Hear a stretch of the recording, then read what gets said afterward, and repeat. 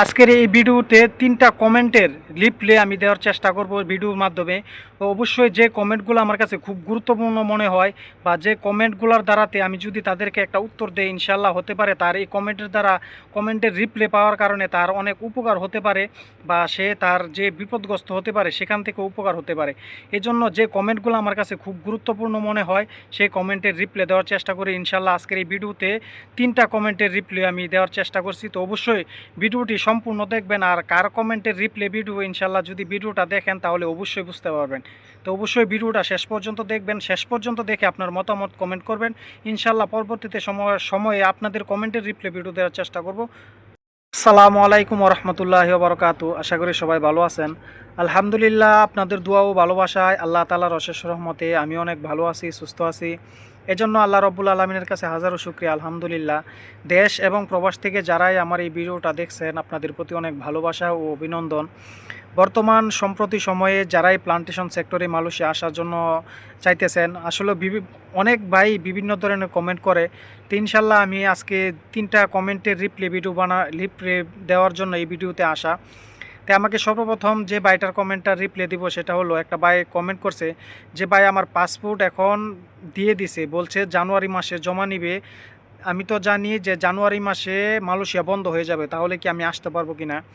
তো ভাই অবশ্যই এই বিষয়টা আপনি যেটা বলছেন যে জানুয়ারির লাস্ট 31 তারিখের ভিতরে আপনার মালয়েশিয়া প্রবেশ করতে হবে। যদি আপনি 31 তারিখের ভিতরে আপনি কমপ্লিট করে আসতে পারেন তাহলে মালয়েশিয়া ঢুকতে পারবেন, তাছাড়া ঢুকতে পারবেন না। এখন যদি আপনাকে কোনো এজেন্সি কিংবা কোনো দালাল আপনাকে বলে থাকে যে আপনার জানুয়ারি মাসে পাসপোর্ট জমা নেবে, তাহলে আপনি একটু চিন্তা ভাবনা করে দেখেন, আপনাকে যদি জানুয়ারি মাসে পাসপোর্ট জমা নিয়ে সে কখন মেডিকেল করাবে, আপনাকে কখন মেডিকেলের রিপোর্ট আসবে, আর কখন আপনার ভিসা হবে। এই জন্য যদিও আপনি জানুয়ারি মাসে পাসপোর্ট জমা দেন তাহলে অবশ্যই একটু চিন্তা ভাবনা করে দিবেন। তাছাড়া পরবর্তীতে যদি কোনো আপডেট আসে যে না জানুয়ারি মাস থেকে আরও 1 মাস কিংবা 2 মাসের জন্য মেয়াদ বাড়ানো হয়েছে, তাহলে আপনি জমা দিতে পারেন। তাছাড়া এখন আপনি জমা দিবেন না, বা জানুয়ারি মাসে যদি আপনি দিতে চান তাহলে অবশ্যই নতুন আপডেট আসলে যদি লং টাইম সময় দেয় বা 1-2 মাসের সময় আরও বাড়তি হয় তাহলে অবশ্যই আপনি পাসপোর্ট দিবেন। তাছাড়া আরেকটা ভাই আমাকে কমেন্ট করছে, সেই কমেন্টটা হলো যে ভাই 25 দিন হয়ে গেছে পাসপোর্ট সাবমিট করছি, এখনও কোনো রেজাল্ট আসে নাই, এখনও কোনো খবর আসে নাই। তো অবশ্যই ভাই পাসপোর্ট যেহেতু সাবমিট করছেন, ইনশাল্লাহ আপনার যদি মেডিকেল কমপ্লিট হয়ে থাকে তাহলে মেডিকেলের রিপোর্ট যদি ভালো আসে তাহলে ইনশাল্লাহ অবশ্যই আপনার ভিসা আসবে।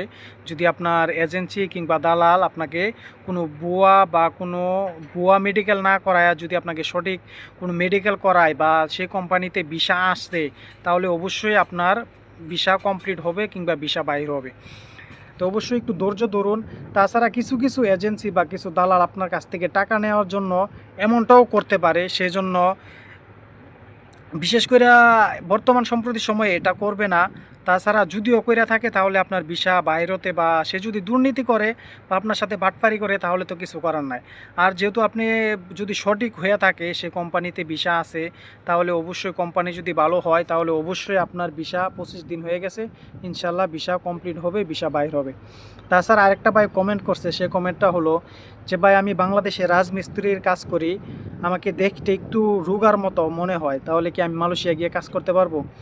ভাই আপনি রোগার মতো হন না কেন, যতই রোগার মতো হন, আপনি যদি মালয়েশিয়া আসেন মতো দেখলে কি হবে? আপনি যদি পরিশ্রম করতে পারেন রোগা আপনাকে কিছু করবে না। আর বিশেষ করে এই প্রবাসের মাটিতে আপনি যত পরিশ্রম করতে পারবেন, যত কাজ করতে পারবেন, আপনাকে তত ভালোবাসবে আপনার বস কিংবা আপনার কোম্পানি কিংবা এই দেশের যত সুপারভাইজার আছে, সবাই আপনাকে কর্ম দেখে পছন্দ করবে। আজকে আপনার শরীর স্বাস্থ্য ভালো, কখনো সে আপনাকে পছন্দ করবে না আপনি যদি কাজ না করতে পারেন। তাছাড়া যেহেতু আপনি বাংলাদেশে কনেকটেশনের কাজ করেন, ইনশাল্লাহ আপনি মালয়েশিয়ার পাম বাগানে আইসা মনে হয় না আপনি কখনো ব্যর্থ হবেন।